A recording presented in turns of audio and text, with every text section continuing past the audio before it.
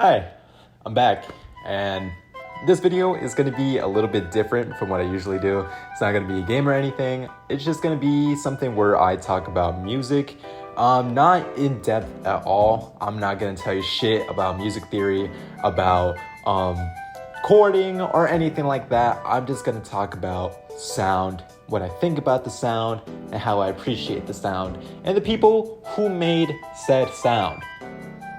You know, I just want to talk about good music, good artists, cool shit. And I'm not really going to follow a script. That's just not really what I'm about. It's just going to be a little bit awkward, raw, emotion. And I do hope you enjoy. And I promise, come back with other games and shit. All right? Just give me time. All right? You know my upload schedule is bad. I'm working on it. Kind of. Yes. Anyways, thank you guys. See you later. I hope you enjoy. Bye-bye. So I've listened to a fair amount of music in my day, discovering artists between genres, languages, and everything in between. And I've really grown fond of a few, so I decided, why not just talk about them?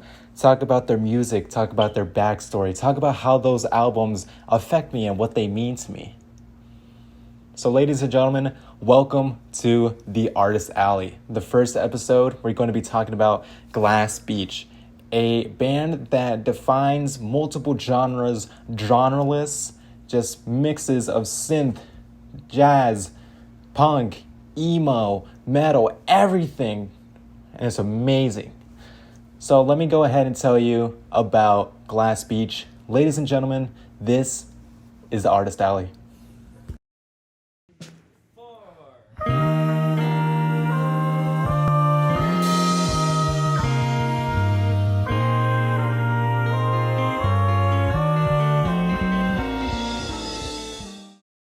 Alright, imagine this. It's 2021 and you're sitting in your History 101 class, and suddenly your friend sends you a song. The song is called Yoshi's Island. You remember that song being in your Spotify Discover Weekly a week ago, but you never gave it a listen. You thought, why would I listen to a song about a game that was made before my time?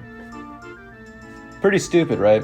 Oh well, I gave it a listen and I was like, man, this shit is weird, but I like it.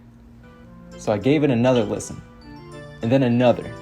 Next thing you know, I had the song on repeat, and I didn't really get why. It was really just strange sound, but for some reason, it sounded so good.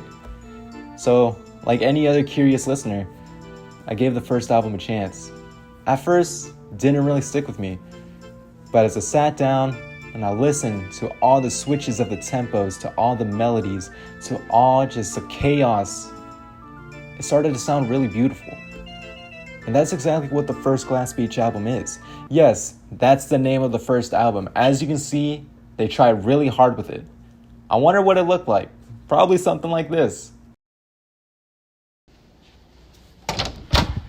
Hey, big man! What are you doing in my house? Oh my god. It's 8 in the morning. What do you want?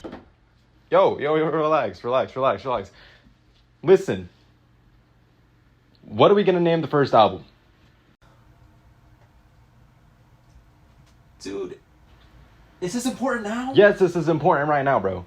Oh my god. All right. First Glass Beach album, bro. Name it the first Glass Beach. All right, bro. Yo, chill. Bro, you're always doing too much, bro. Think of something better. Oh my god, bro. I don't know why I don't want to be in the band no more, bro. Fuck this guy, bro.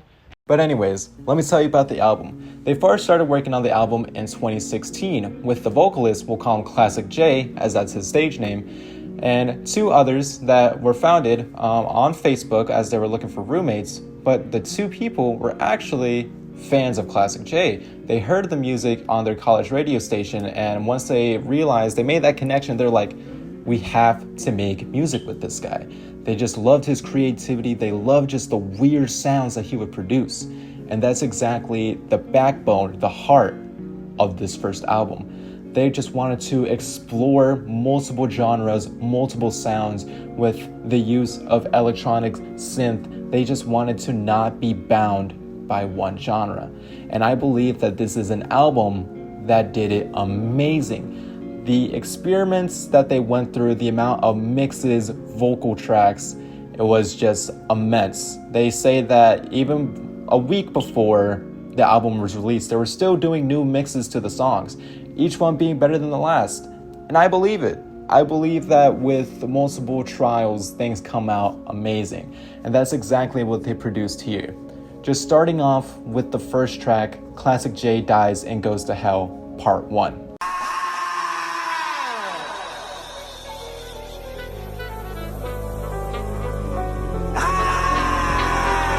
This song starts off nice and slow, simple trumpet, and then it just kicks in to this just nice, jumpy bass line. Boom, boom, boom, boom, boom, boom, boom, boom, boom. And you just listen to that and you hear it and it's like, this is so weird. I've never heard something like this before. But for some reason, it's already stuck in your head. And so you keep listening and you just see every song being a different peek into the world. And every song is just amazing. And then you go into songs like Neon Glow and you just hear it kick in with the guitar and oh, amazing. Just absolutely amazing album. You need to give it a listen. But enough about the first album. As amazing as it is, and I could talk about it all day, I want to appreciate their other work, Plastic Death. Plastic Death is their latest full-length LP, released in January of 2024. You can kind of consider it an older brother of their old sound, taking away some parts and some of the chaos and focusing more on a structure. I believe they focused more on their heart of rock, focusing on prog rock, math rock, things like that, and kind of straying a little bit away of their synth and electronic usage. And personally, I believe that kind of killed some of the album. I think that compared to the first album, this one didn't have as much character, as much heart, but it still had those strange melodies, those strange kicks, and just the awkward vocals. And you're probably thinking, why are you using all these words that sound kind of negative? Because they use it correctly. I believe that their use of strange melodies, awkward vocals, and things not really connecting is what made this album this album. What made this artist this artist. This is just great sound, chaos done correctly. But back to the second album and why I don't think it's as good as the first. Going into the first set of tracks, especially the first one, Coelacanth? Coelacanth. Thank you, there was no way I could have gotten that right. But anyways, I had amazing, great fucking hopes for this album. The first song was so good. It kind of followed the structure of Classic J Dies and Goes to Hell Part 1, where it kind of starts off slow and then it kicks into the sections. With this opening track, I believe that it had more energy. I believe that it just had an amazing set of sounds blended into one, and I was left with a giant smile on my face. I'm like, oh my god, they have done so well since the first album. And then the second track and the third track, anything up to Cul-de-sac, I believe was done great. But once you get past that point, I do believe that it starts to go downhill. Except for the singles, Glass Animal and the CIA, I believe they did a good job with that. But everything few and far between from those kind of just wasn't feeling it. It was a little bit too drawn out, a little too drony, and some of the vocals didn't really have the heart and soul that it did in the first album. I believe that this one felt more monotonous, felt more kind of sad, bored. It's as if they didn't really feel it as much.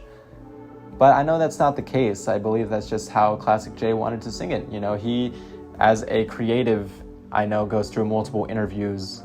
He goes through intervals. Fucking idiot. Wrong again. It was iterations. Fucking idiot. Oh my god. Anyways, I believe that he saw this and he was like, yeah, this is an amazing piece of work, which I do think it is pretty great, but compared to the first one, it just is a step down in my opinion.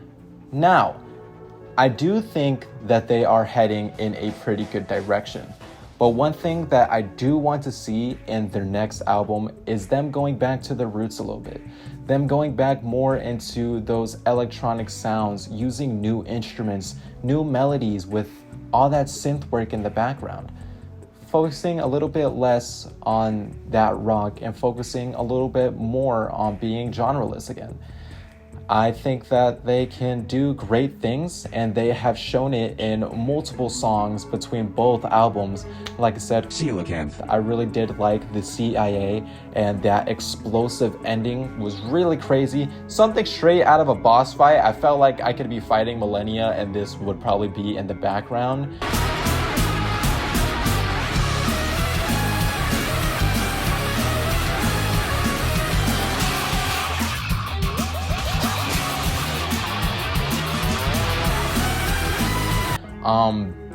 I don't know, super sick. But it just went on, and it kind of felt like some of the songs were filler compared to the first album, where every single one had a sense of character and just felt like a peek into the world, like I said before. But I do hope with this next one that they just go back to the roots and they just, 2 steps back and 3 steps forward. And I have high hopes for Glass Beach. I believe that they can do amazing things. They are a great set of creatives. Their instrument work is phenomenal. I just want the creative side to kick in a little bit more. That's all I have to say. I do have big hopes. I would give the first album a 9 out of 10 and the second album a 7 out of 10. Not too far down, but I'd rather be more into that 8 or 9 range, which I believe will be in the next album. So thank you guys so much for listening to me, and thank you so much for watching The Artist Alley. I'll be back with another artist and hopefully with an iron shirt. Love you guys. Stay safe.